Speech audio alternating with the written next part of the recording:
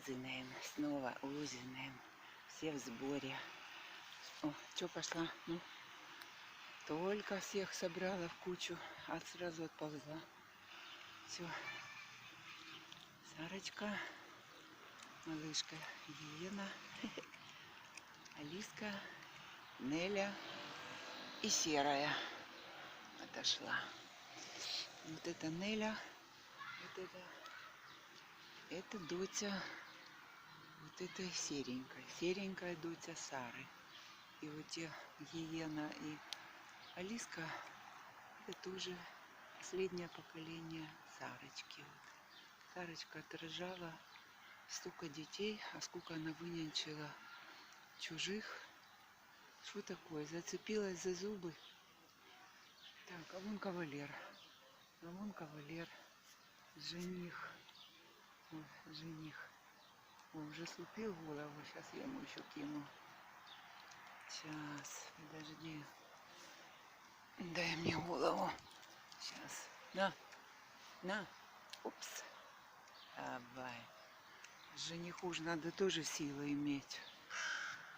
Да, вот. Она гуляет. Так что надо ловить эту Нелку и ее отправлять на стерилизацию. Только не знаю, как Юля найдет время. На это все на нее навалилось. Там и огород, село. Ну, посмотрим, как оно будет получаться. Что Лиска стала плохо кушать? Сядет, якась сонная, не пойму. Ну, сидит, накнёпалась, очи закрыла. Ладненько. 8 апреля сегодня.